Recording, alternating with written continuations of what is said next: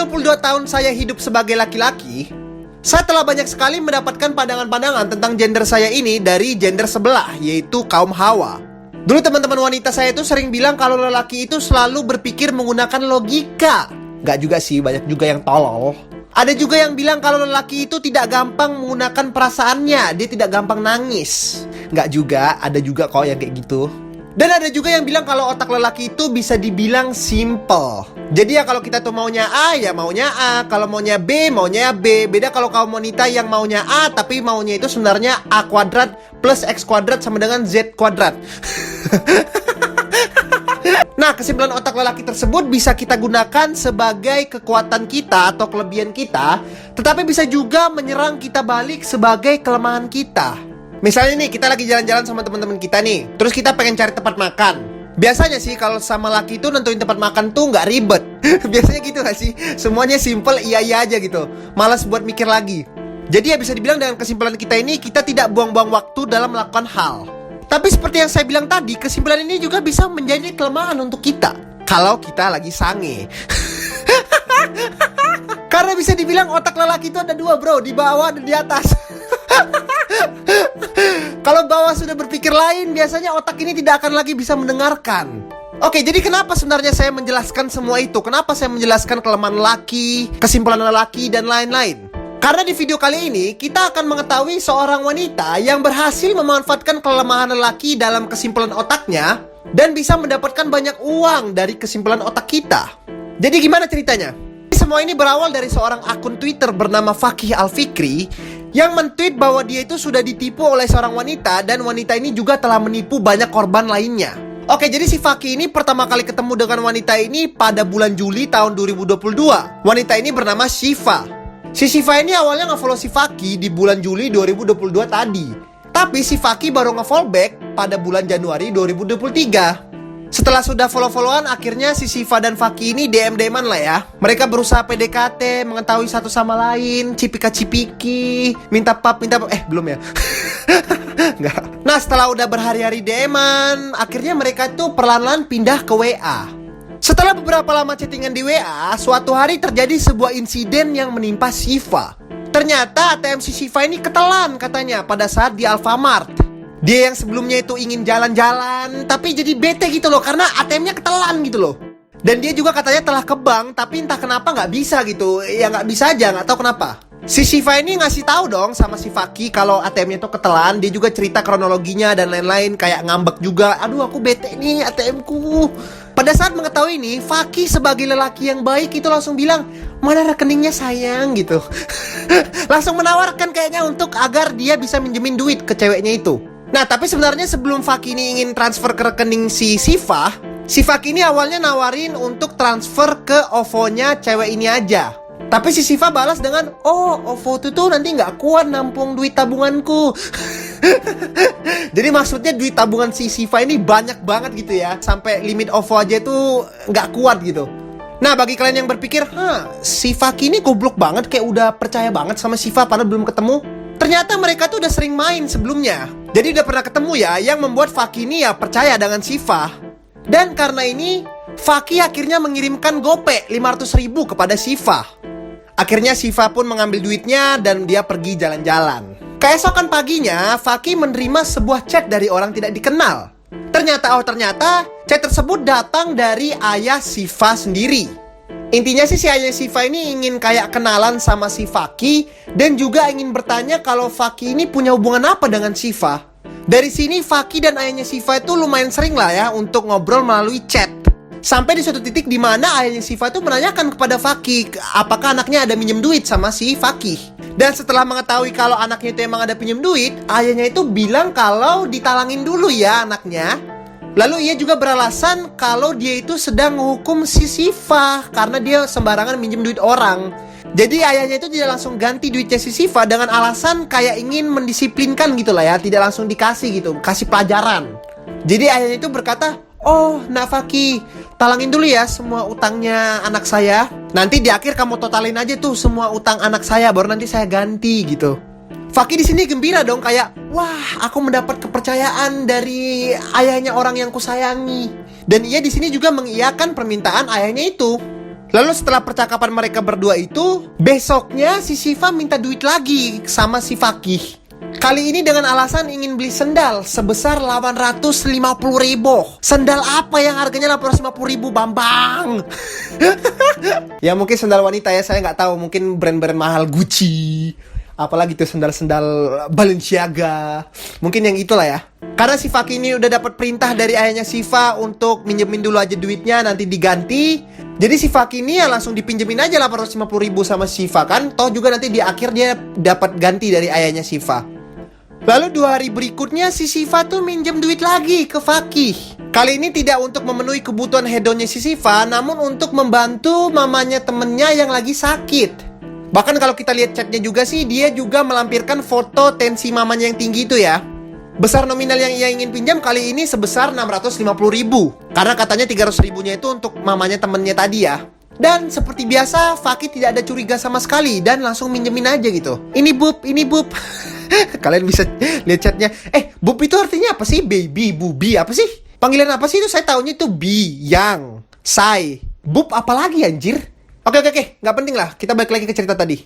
Tapi ternyata setelah Siva itu udah minta 600.000, dia minta lagi di hari yang sama. Dia minta lagi dengan alasan temannya itu telepon lagi ke Siva, bilang kalau mamanya itu pingsan lagi. Dan kali ini telah dibawa ke UGD. Bahkan kalau kita lihat chatnya, si Siva itu kayak udah panik. Bub, aku panik, Bub. Aku bingung harus melakukan apa. Gimana mamanya temanku? Ya kayak gitulah ya si Siva di sini. Dan sampai di sini Fakih itu sama sekali tidak ada berprasangka negatif. Sama sekali tidak ada kayak curiga ataupun kayak mempertanyakan hal-hal aneh. Enggak. Apa yang dilakukan? Dia langsung ngasih lagi 550.000 untuk mama temennya ini. Dan alasan lain kenapa Fakih ini nggak curiga, ternyata ayahnya si Siva itu udah ngajak ketemuan Senin besoknya. Katanya nanti pas ketemuan akan dibayarkan tuh semua utang-utang Siva. Jadi Fakih udah tenang lah ya, kayak oh yaudah deh aku pinjemin aja kan, nanti juga aku ketemu ayahnya dia. Selain mau bayarin utangnya si Fakih, ternyata di hari Senin itu ayahnya juga telah berjanji untuk membeli motornya si Fakih ini. Jadi ternyata sebelumnya itu Fakih ini ingin ngejual motor milik dia. Nah Fakih ini ngasih tau lah sama Siva kalau dia ingin jual motornya gitu ya. Dari situlah ayahnya si Siva ini tahu kalau Fakih itu ingin jual motor dia dan juga dia tertarik untuk membeli. Dari chatnya sih katanya omnya ini ingin beliin buat si Siva. Motornya sendiri itu harganya adalah 35 juta. Wow, kayaknya si Fakih ini emang datang dari keluarga orang kaya ya. Atau dia mungkin udah kerja, saya juga nggak tahu. Nah, bapaknya si Siva juga bilang semua utang Siva itu nanti akan diganti sekalian dengan pas saat dia beli motor. Jadi nanti Fakih akan menerima 35 juta plus utangnya si Siva. Tapi sayangnya, pertemuan di hari Senin tadi harus batal karena ayahnya Siva berkata punya kerjaan. Jadinya pertemuan mereka akan diundur ke hari Rabu. Tapi pada saat hari Rabu tiba, omnya ini nggak bisa ketemuan lagi karena katanya opanya si Siva itu masuk rumah sakit. Mulai sangat mencurigakan ini kan? Nah, kecurigaan kalian tuh benar karena dari sini ayahnya Siva itu nggak pernah lagi balas chatnya si Fakih. Nah, untungnya pada saat si Fakih tadi lagi ngechatan dengan ayahnya Siva, Fakih ini juga sedang bersama Siva. Mereka lagi ketemuan, lagi main bareng. Dan di sini karena kecurigaan Fakih mungkin sudah mulai muncul, ia memutuskan untuk mengambil HP-nya Siva, lalu dia cek tuh isi chat HP-nya. Nah, di sini nggak dijelasin sih gimana kok Fakih bisa ngambil HP-nya Siva tanpa seizinnya Siva. Tapi saya asumsikan mungkin Siva lagi ke toilet atau gimana, kita nggak tahu ya. Dan seperti yang telah saya rasakan, ternyata chat dari ayahnya Siva itu datang dari Siva sendiri. Ternyata Siva itu punya 2 HP kalau katanya si Fakih. HP satunya lagi yang digunakan Siva untuk pura-pura jadi ayahnya sendiri untuk ngechat si Fakih. Di sini Fakih shock dong, kayak cing lah, kayak bayangin cewek Anda sendiri kayak bohongin Anda gitu loh. Gimana perasaannya bro? Pasti nyesek banget.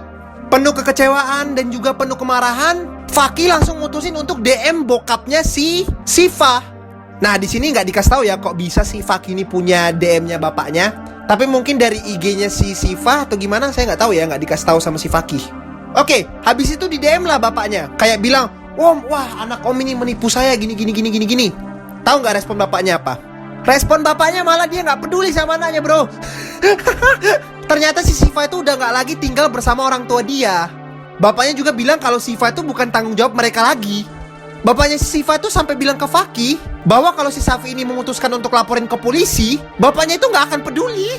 Dan bapaknya juga nawarin agar si Faki ini ngasih tahu semua kejahatannya Shiva ini ke circle-nya Shiva. Gak, berarti kan di sini ayahnya Shiva itu udah benci banget gak sih sama Shiva? Gila bro, udah kecewa banget bro. Sampai anaknya sendiri udah kayak bodo amat lah. Lalu bagaimana kejadian selanjutnya? Ternyata korbannya si Shiva itu tidak cuma satu bro. Saya nggak bisa bayangin gimana perasaannya Faki pas mengetahui ini, sumpah.